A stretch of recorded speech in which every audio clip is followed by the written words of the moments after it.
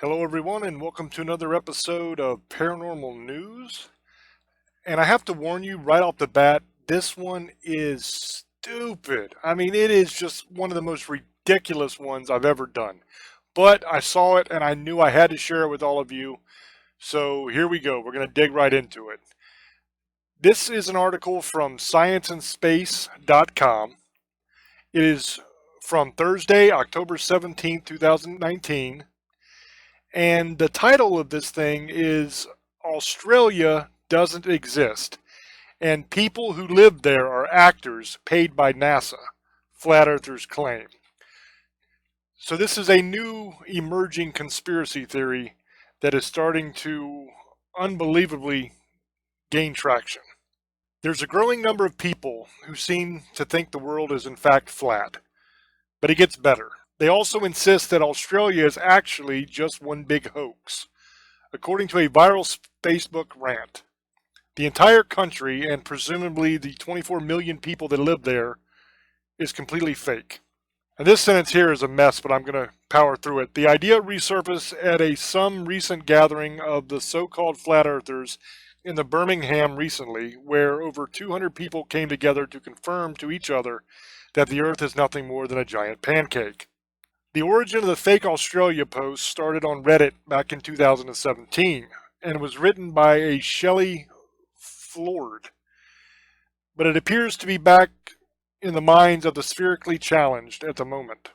Australia is not real, the rant begins. It's a hoax, made for us to believe that Britain moved over their criminals to someplace. In reality, all these criminals were loaded off the ships into the waters, drowning before they could see land ever again. It's a cover-up for one of the greatest mass murders in history. Moreover, the Post reckons that all Australians are nothing more than computer-generated personas, and if you've ever been down under yourself, you're terribly wrong. Hilariously, the pilots are apparently all in on it, and have just been flying you to parts of South America all these years. Flat Earth theories have been shot down by just about everyone capable of rational thought, but the theory is still enjoying a current resurgence. Over 200 conspiracy theorists gathered at a hotel in Birmingham for the UK's first Flat Earth convention. The convention, which took place over 3 days, saw 9 speakers take to the stage to explain their theory as to why the Earth is flat. According to the Telegraph, Dave Marsh, a NHS worker who spoke at the conference, said, "My research destroys Big Bang cosmology. It supports the idea that gravity doesn't exist, and the only true force in nature is electromagnetism. While NASA has proved that the Earth is round using GPS, satellites, and images from space, flat Earth believers claim that they have evidence that the space agency is lying." So what do you think about this? Let us know in the comments. And after I'm done with this video, let me know down in the comments what you think of this theory. I'm pretty sure I can guess what is going to be said down there, and I'm also pretty sure that it's going to be pretty damn funny what y'all say down there. But let me know nonetheless. I don't think that I really need to say that I don't believe this conspiracy theory is true. I think it's absolutely ridiculous, to be honest with you. To claim that Australia doesn't exist at all is nuts. I mean, you can see it on every satellite image of space. But I guess these flat Earth people, they don't really believe the Earth is round anyway, so they don't trust any of the satellite images from space, because all of those satellite images show the Earth is actually round. But they believe that's all a big hoax, and it's a giant conspiracy with every scientist and every person, astronaut, everybody is all in on this thing. But the idea that Australia isn't real is, I mean, the whole world would have to be in on that conspiracy, wouldn't they? Australia's in the Olympics. They're in soccer. They're in many different sports. So where does that team come from? When they play games in Australia and people from all over the world travel there, where are they actually going? Are they all going to South America to watch a team play soccer? That doesn't make any sense. This whole theory is, like I said before, absolutely ludicrous. But I kind of got a chuckle out of it, and I thought you would too. My favorite part of this whole theory is when they claim that England never actually sent their criminals to Australia, that they literally just took them out in the ocean and dumped them off the ship and let them drown. And they did this repeatedly over the entire time they were supposedly taking criminals to Australia. Now, my question there is, wouldn't somebody have said something? I mean, they claim here that this is the biggest cover up of the biggest mass murder in history. It's some crazy cover up, right?